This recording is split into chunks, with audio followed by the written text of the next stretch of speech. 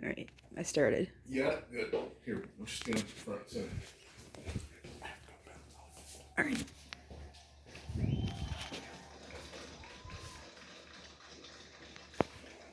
Mr. President, Dr. Biden, Madam Vice President, Mr. Emhoff, Americans, and the world. When day comes, we ask ourselves, where can we find light in this never-ending shade? The loss we carry, a sea we must wade. We braved the belly of the beast. We've learned that quiet isn't always peace, and the norms and notions of what just is isn't always just is.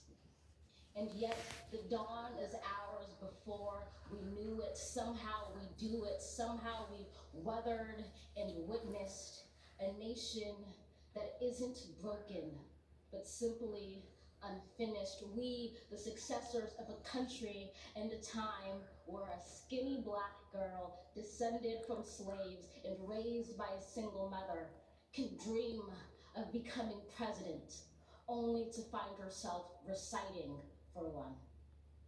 And yes, we are far from polished, far from pristine, but that doesn't mean we are striving to form a union that is perfect. We are striving to forge our union with purpose, to compose a country committed to all cultures, colors, characters, and conditions of man. And so we lift our gazes not to what stands between us, but what stands before us. We close the divide because we know to put our future first. We must first put our differences aside. We lay down our arms so we can reach out our arms to one another. We seek harm to none and harmony for all. Let the globe, if nothing else, say this is true. That even as we grieved, we grew, that even as we hurt, we hoped, that even as we tired, we tried, that we'll forever be tied together, victorious, not because we will never again know defeat, but because we will never again sow division. Scripture tells us to envision that everyone shall sit under their own vine and fig tree, and no one shall make them afraid. If we're to live up to our own time, then victory won't lie in the blade, but in all the bridges we've made. That is the promised glade, the hill we climb, if only we dare it. Because being American is more than a pride we inherit. It's the past we step into and how we repair it. We've seen a force that would shatter our nation rather than share it, would destroy our country if it meant delaying democracy. And this effort very nearly succeeded. But while democracy can be periodically delayed, it can never be permanently defeated.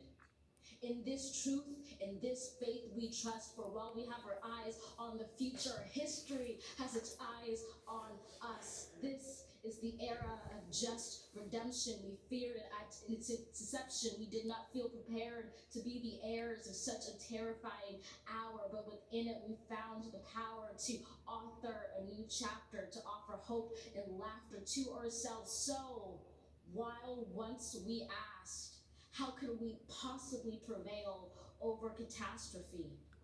Now we assert, how could catastrophe possibly prevail over us? We will not march back to what was, but move to what shall be, a country that is bruised but whole, benevolent but bold, fierce and free. We will not be turned around or interrupted by intimidation, because we know our inaction and inertia will be the inheritance of the next generation. Our blunders become their burdens. But one thing is certain: if we merge mercy with might and might with right, then love becomes our legacy and change our children's birthright.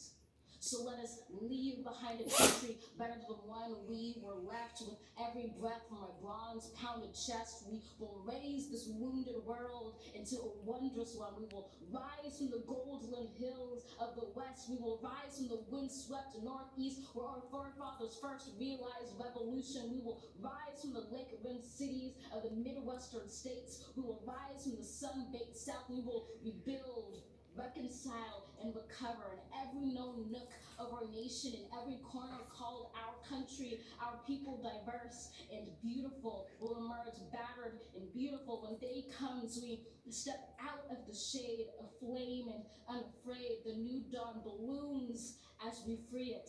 For there is always light, if only we're brave enough to see it, if only we're brave enough to be it.